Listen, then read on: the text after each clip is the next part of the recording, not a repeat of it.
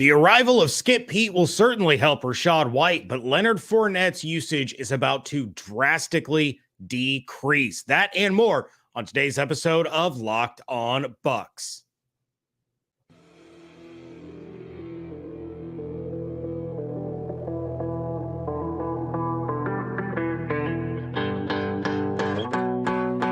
You are Locked On Buccaneers, your daily Tampa Bay Buccaneers podcast. Part of the Locked On Podcast Network, your team every day.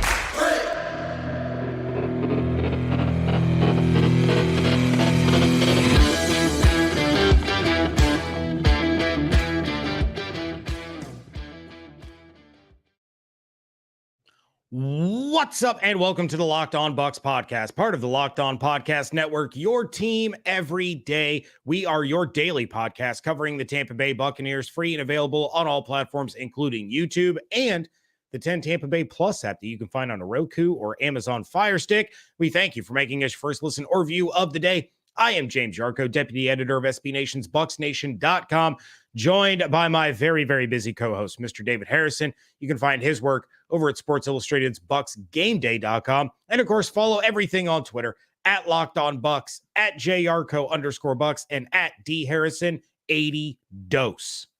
We have got Kyle Trask conflict, and we're going to attempt to get to the bottom of some of it on this episode, because that is a deep cavern that we're going to climb ourselves into this offseason and try to work our way out of. But first, Rachaad White is about to see a significant boost from the arrival of running backs coach Skip Peete, because Pete has a proven track record of developing running backs. I should have said players, because Pete has a proven track record of developing players who possess the skills that Arizona State legend Rachaad White possesses. Before we get into this full-on number dump, loyal Locked On Bucs listeners and viewers, you're in for a treat, because usually it's me that does the number dumping. Today, it's James Yarcho doing the number dumping. I'm very excited to see what this sounds like and looks like. On yesterday's episode, my solo episode, a lot of you listened to it, a lot of you watched it. I greatly appreciate all of you, as always. I was talking about some of the new coaching additions and kind of what it really pertain to. And really the point of the conversation, right, was to kind of illustrate how Todd Bowles is taking control of his coaching staff versus what he inherited in 2022. And I think I got that point across. But in part of that conversation, I was talking about Skip Peete, kind of ran out of time in the segment, and I was like, okay, want to make sure we get all the valuable information in there. So I kind of cut myself off of the conversation. But when I cut myself off the conversation, I mentioned that Skip Peete chose the Tampa Bay Buccaneers over the Dallas Cowboys, and some very astute Twitter followers of the Locked On Bucs page pointed out that Skip Peete was not retained by the Dallas Cowboys. There were some conflicting reports that he was fired, that he just wasn't kept, stuff like that. So the official report, right, is that his contract was up, which is true. It was up, and the Cowboys essentially chose not to retain him following the expiration of his contract. He wasn't the only one. There were several coaches who were not retained, and then there were some others in Dallas that were let go, much to the surprise of many, many Cowboys people, because a lot of these coaches were very, very good. So those are all true. The reason I said what I said is because I have this conspiracy theory that I want to dump on everybody. Some of you are going to approve of it. Some of you are not going to approve of it. I'm going to make it somewhat quick because James has a lot of numbers to throw at your face.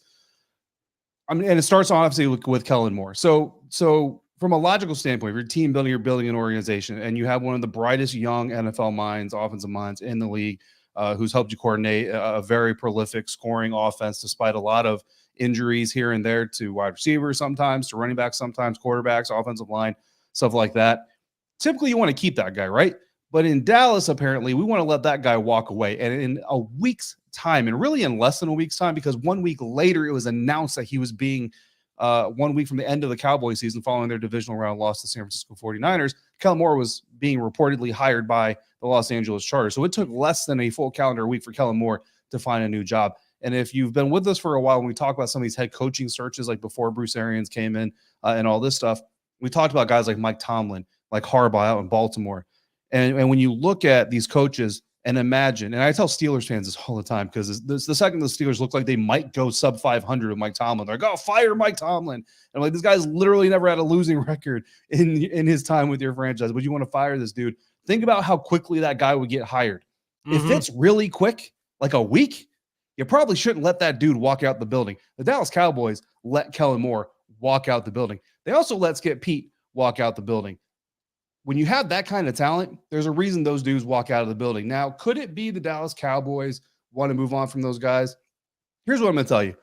Is it more likely that guys like Kellen Moore and Skip Peete, who, by the way, just got done helping get Tony Pollard to a Pro Bowl season, 0 fumbles, as James Yarcho so eloquently illustrated on our Wednesday episode, from the entire running back group in Dallas, is it more likely that Dallas wanted those coaches gone, or more likely that maybe those two coaches, for whatever reason, I'm not going to go as far as to say like they don't like Mike, they don't like Dak, I don't know what the reasons are.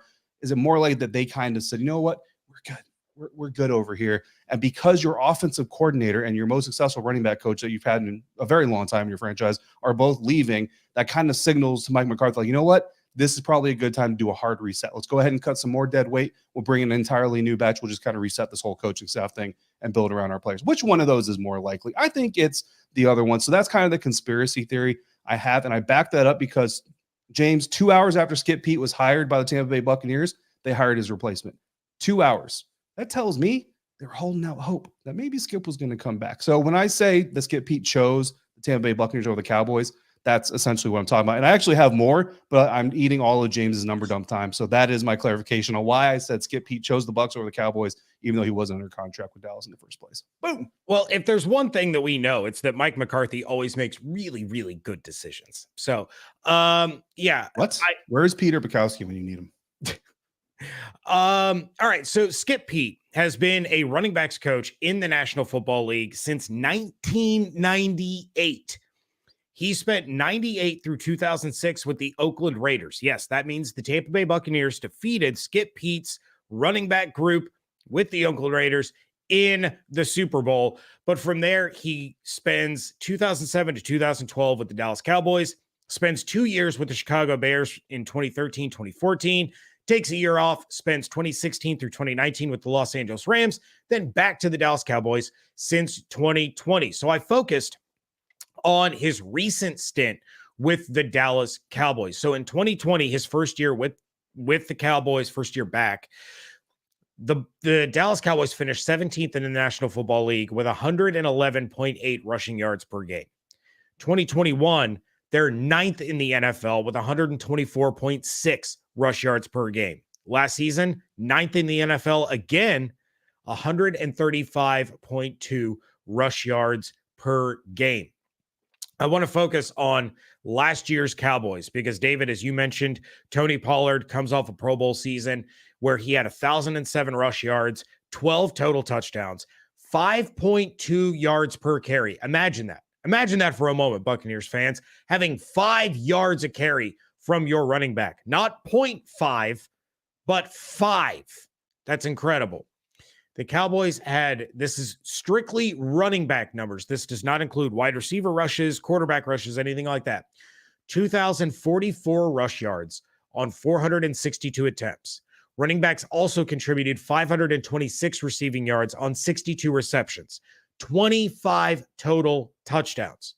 So that means the Dallas Cowboys running back group accounted for 2,570 yards on 524 touches.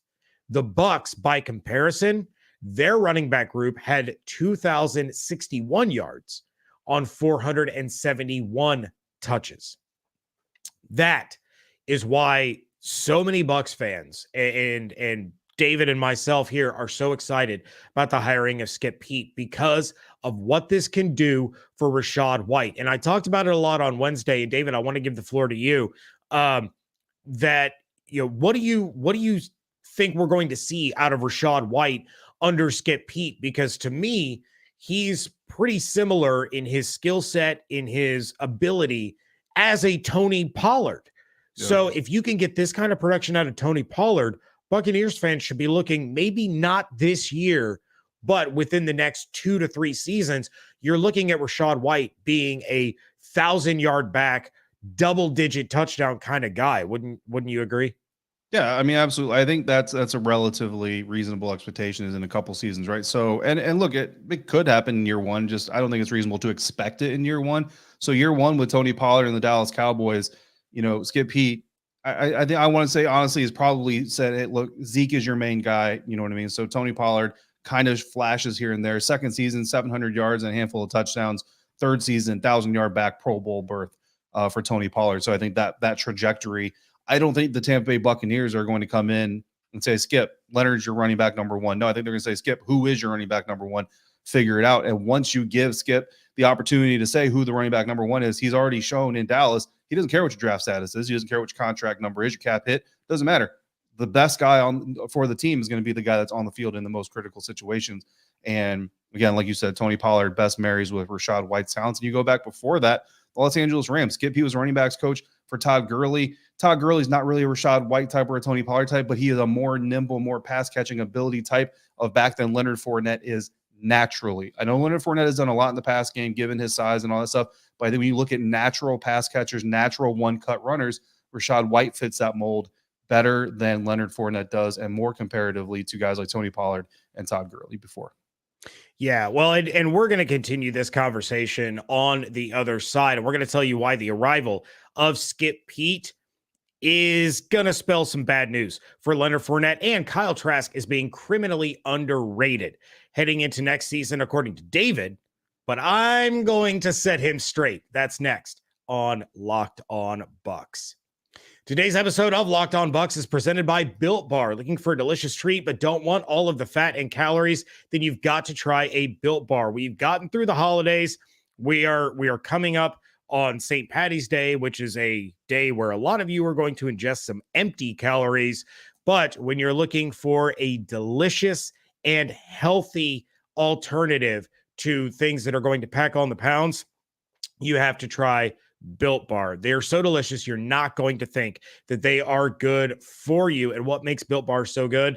For starters, they're covered in 100% real chocolate. They come in unbelievable flavors like churro, peanut butter brownie, which is my favorite, and coconut almond. And I'm not sure how Built does it, but these bars actually taste like a candy bar while maintaining amazing macros. What's even better is that they are healthy. 130 calories, 4 grams of sugar, 17 grams of protein. And now you don't need to wait for UPS to bring you a box. For years, we've been telling you to order your Built Bars at Built.com. Now you can get them at Walmart and Sam's Club. Head to your nearest Walmart today, walk to the pharmacy section and grab yourself a box of Built Bars.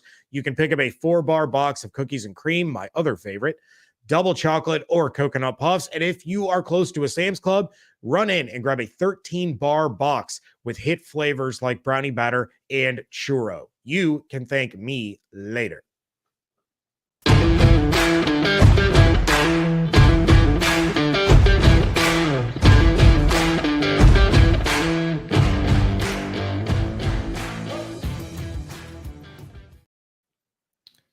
Thanks again for making the Locked On Bucs podcast first listener, your first view every single day. I am going to tell you why Kyle Trask is being criminally underrated heading into, I don't want to call it next season, I guess, but the early part of this offseason. Still a lot of offseason to go, and potentially things will swing the other way. But James, before we get to that, what's sure to be fun conversation that we're going to have here. Real quick shout out to folks like Only Bucs fan, JJ Cowan, I believe that's how you say it, Malcolm, Bert, and Malcolm again for joining us in the live chat. Thank you for all of us joining this live episode, and those of you, of course, who are listening and watching afterwards. We also appreciate you as well. Bert asked a question before we went into the break, and I want to kind of address it here because I like the question. I have something to say about it. Any ideas on running back number 2? So I don't know that necessarily the writing is carved on the wall. It might be written on the wall, but writing can be erased, right?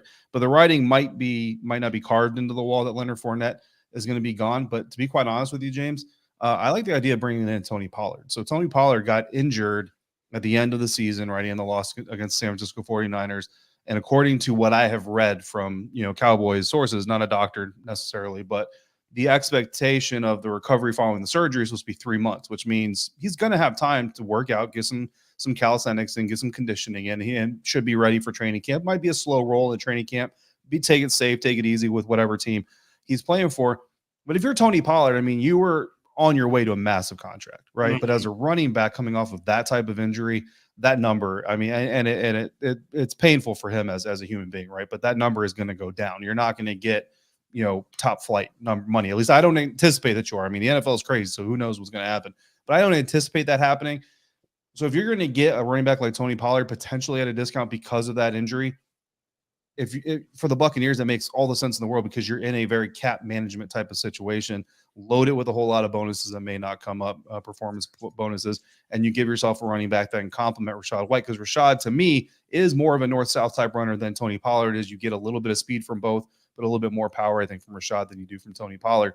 Either way, you have the opportunity, and you go in the NFL draft and maybe get yourself a more power-type runner later on in the draft to use in spot positions. And if you're Tony Pollard, I think it makes sense because who better to help you rejuvenate? It's hard to say rejuvenate because the last time we saw him, he was still doing really well, but really get your career back on track following the injury than the running back coach who helped get you in there in the first place, right? So coming to Tampa has a lot of attractiveness to Tony Pollard. It makes a lot of sense cap-wise, most likely, again, expectations that the number will probably come down for the Buccaneers. So again, you may not like the idea of Drew Lock following his coach to Tampa, but do you like the idea of Tony Pollard following his coach to Tampa?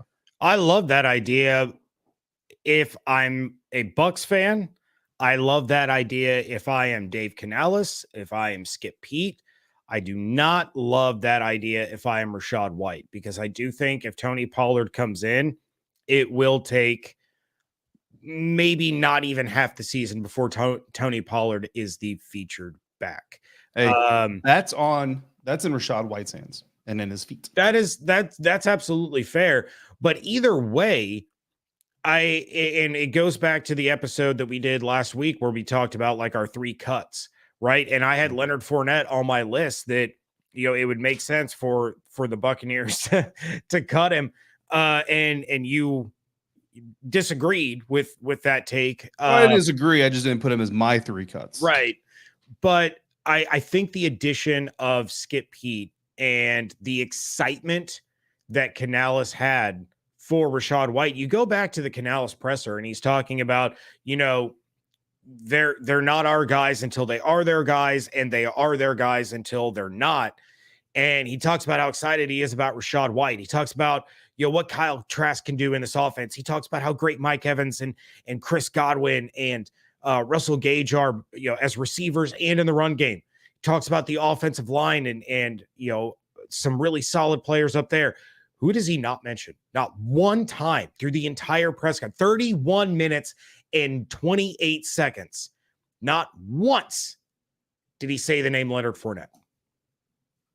Yeah, we got plenty more time to talk about the running backs, but bottom line, Leonard Fournette had 189 carries last year. Rachaad White had 129 receptions. Leonard Fournette 73, Rachaad White 50. So you balance that out to about 220 on average per running back. If Rachaad White and Tony Pollard each got 220 touches, I think each guy would be perfectly okay with that. But we're here to talk about the disrespect to Kyle Trask at the 33rd team, and specifically Matt Castle is throwing at quarterback number 1 in Tampa. And look, you guys know, and this is not about to become, David is like, oh, Dave Canales likes Kyle Trask. Now I like Kyle Trask. But here's the bottom line. Kyle Trask right now is being touted as the number 1 quarterback in Tampa, which means he is a starting quarterback in the National Football League. Now, is that going to pan out? Is he going to prove to be worthy of being a starting quarterback in the National Football League? I don't know. But the 33rd team and Matt Castle recently did a top 32 ranking of quarterbacks in the National Football League. And here's what I do know. The Atlanta Falcons are shopping around for a potential quarterback. They're not happy with Desmond Ridder as their sole number 1 option. The New York Jets certainly are not looking to start Mike White. They're looking for Aaron Rodgers. They're looking for Derek Carr. And if they miss on either of those guys, they're definitely going to go diving into the draft if they can get there. Sam Darnold, I don't even know what's next for him, but it's not starting for the Carolina Panthers. Davis Mills is not going to be starting for the Houston Texans this season. Baker Mayfield doesn't even have a team right now, and neither does Jacoby Brissett. So as far as I'm concerned, if the Buccaneers have a number 1 quarterback and they're not pursuing any of those dudes, that number 1 quarterback should be ranked higher than all of those names. And Kyle Trask is not ranked higher than any of them. He's not even ranked in the top 32. Again, a projected number 1 quarterback for his team. And before anybody comes at me about Matt Castle playing in the National Football League, doesn't mean he's right about his rankings. And also, here's the problem Matt Castle's writing on 33rd team. Doesn't give any context. This isn't a current power rankings. If it was a current power rankings, okay, Kyle didn't play. So I could swallow that, right? He doesn't specify that it's a projection, but if it is a projection, Kyle Trask certainly projects better than Sam Darnold does right now. I don't care if you're a Kyle Trask hater. He definitely projects better than Sam Darnold because Sam Darnold may not even be suiting up at this time next year.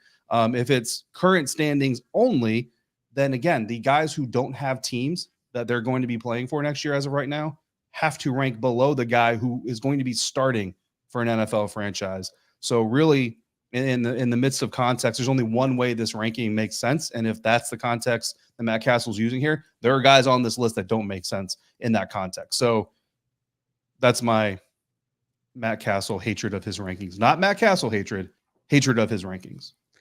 I have absolutely no problem with these rankings. And I'm shocked.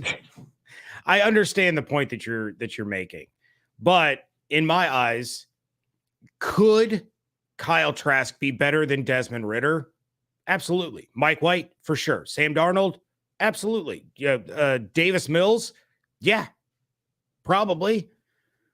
But the dude's thrown 9 passes in the NFL. And you had mentioned before we started recording, the QBR, who was, Kyler Murray at 18 with a QBR of 51.7. Kyle Trask QBR last season, 1.6. Until he does anything on an NFL field, he shouldn't be on the list. If you're going to rank quarterbacks that have shown they cannot lead a team over a guy who has not been able to have given the opportunity to lead a team, you have to put him on that list over those guys. If you left those guys off the list, I would have no problem with it. But when you're talking about guys like Sam Darnold who have already proven that they cannot lead a team in the National Football League, not once, but twice. And in fact, 3 times, if you want to count the second chance he got in Carolina, you have to put Kyle Trask on that list. But James, you're not alone in your disdain for Kyle Trask. Starting Kyle Trask in 2023 is not a huge problem for some, but it is for others. We're going to dive deeper into that coming up next here on Locked On Bucs. Today's episode of Locked On Bucs is brought to you by Ultimate Football GM. You've heard us talk about this mobile game app, and unfortunately, Chris Carter of Locked On Steelers was our Locked On NFL champion because he's a cheater just like the Pittsburgh Steelers. But if you've ever dreamt of becoming an NFL GM and managing your football franchise, your dream can now come true, and this game is for you. You're going to manage every strategic aspect of your team, play through seasons, and lead your team to glory, trying to build a dynasty. With Ultimate Football GM, you're responsible for hiring the right coaches and coordinators, trading players, renaming your left tackle, Donovan Smith, and releasing him, and then steering your franchise through free agency and the draft, plus much, much more. Ultimate Football GM is completely free, and the best part is it's playable offline. Literally anywhere and anytime you want football, you have it in your hand. Plus, we've created a Locked On League for you to compete against other Locked On listeners all over the world. Can you be the ultimate Locked On Football GM? Choose the Locked On League in the app to join, and Locked On Bucs listeners get a 100% free boost to their franchise when using the promo code Locked On, all caps, all one word, in the game store. That's Locked On, all caps. So make sure you check it out today. To download the game, just visit ultimate-gm.com or look it up on the App Store. That's ultimate-gm.com. Ultimate Football GM. Start your dynasty today.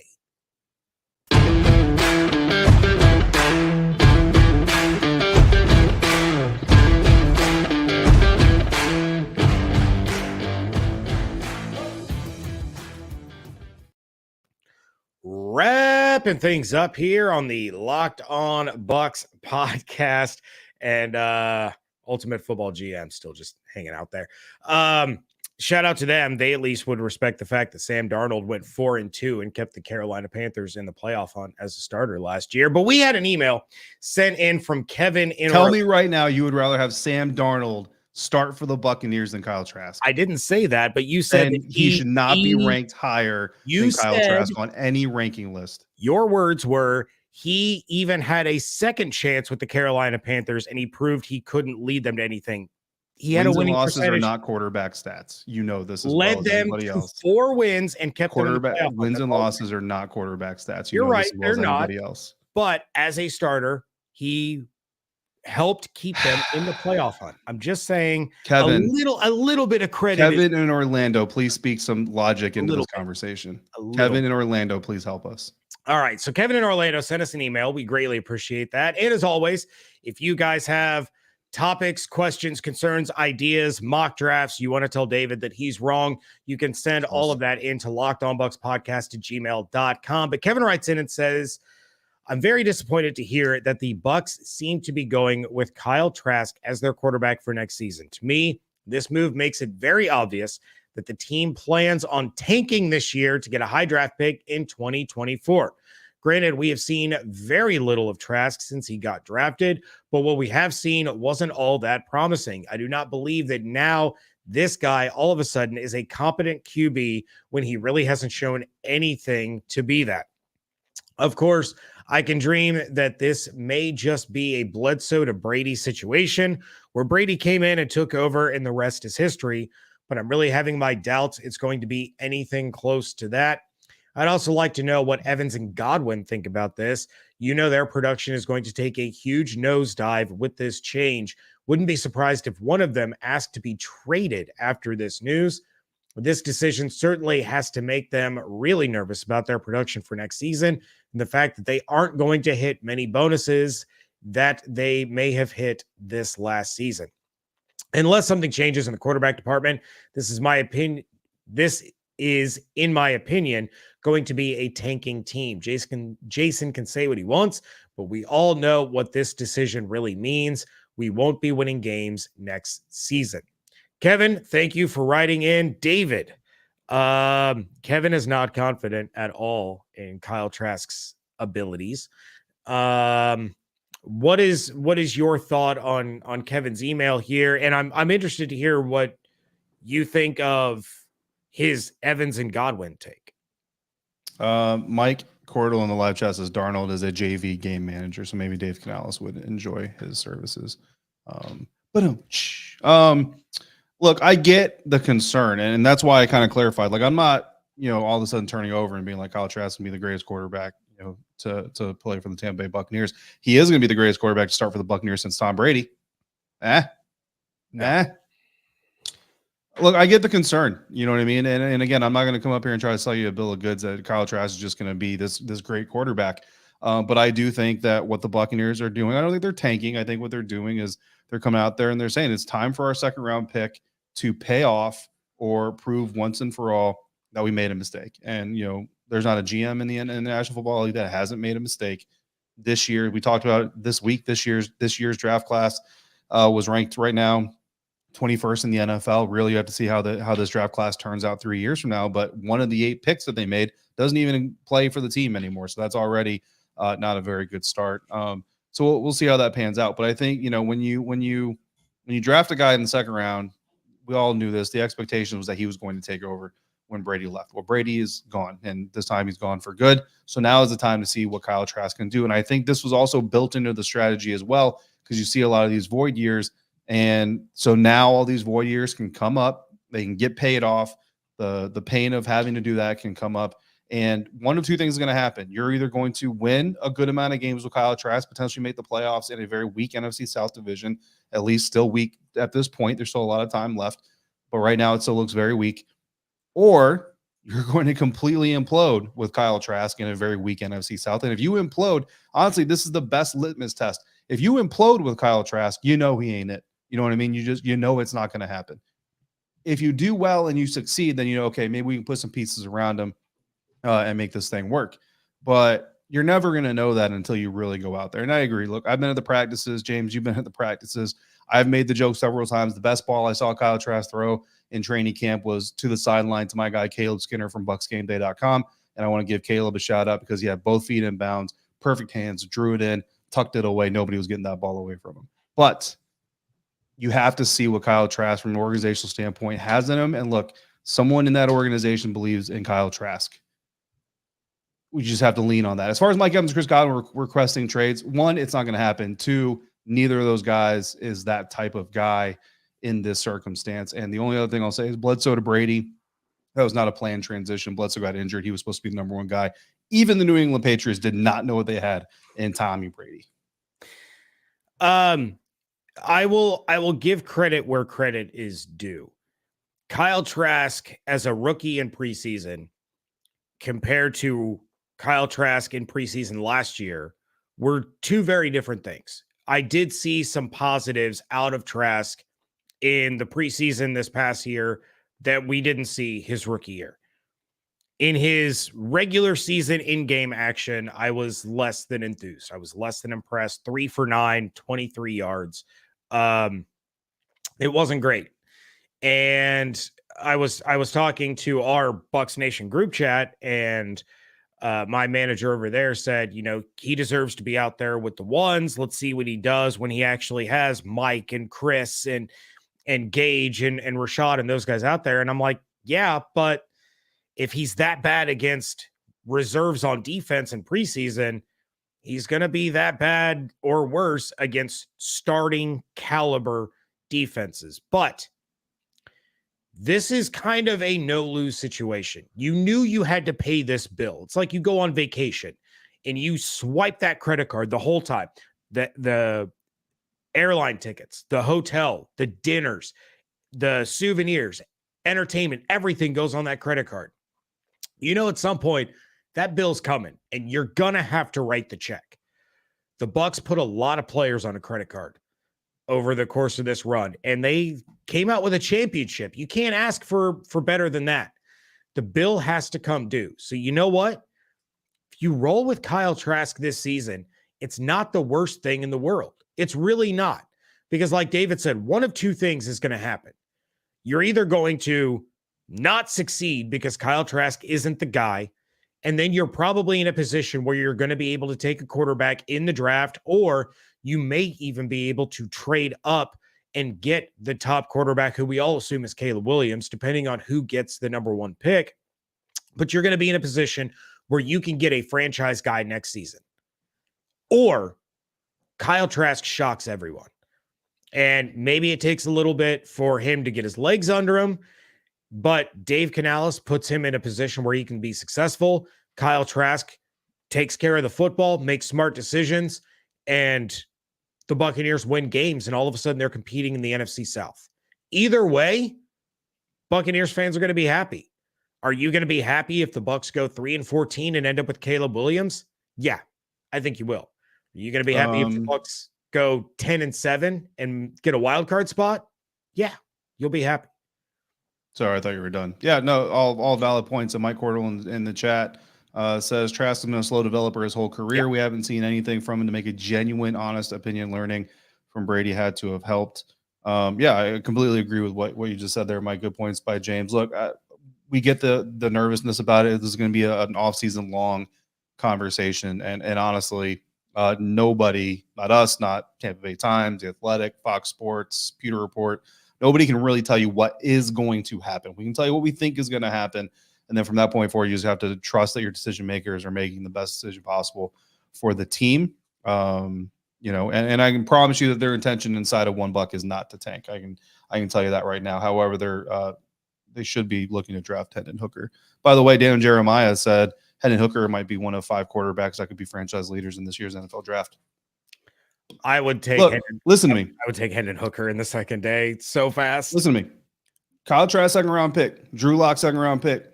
Hendon Hooker, second round pick. 3 second round picks. Figure it out. Just put them on the grass. Figure it out. Let's make this thing happen. Super Bowl, Bucs by 30. And the last thing that I will say is, if Kyle Trask is the starter all 17 games, and Mike Evans still gets 1,000 yards receiving, he should be talked about as one of the greatest wide receivers of all time. Hands down. Already be talked about. He should already be. If the Bucs go 3-14, you will not be happy in February. You will be happy in April. In draft season, you are going to be ecstatic. All right. With that, we are going to get out of here. We want to thank you all again for making the Locked On Bucs podcast your first listen or view of the day. We will be back with another mock draft Monday coming up on Monday, because that's mock draft day. And in the meantime, of course, you can check out everything that David is doing over at BucsGameDay.com. Check out my work over at BucsNation.com. And of course, Send in your mock drafts or your topics or your questions or your thoughts or your ideas, your hopes, dreams, fears, and favorite food items to lockedonbuckspodcast@gmail.com. Follow all the action on Twitter at LockedOnBucs, at Yarcho_Bucs, and at DHarrison82. Hope you all have an absolutely outstanding weekend. Stay safe, stay healthy, fire the cannons, and we thank you so much for joining us right here at Locked On Bucs.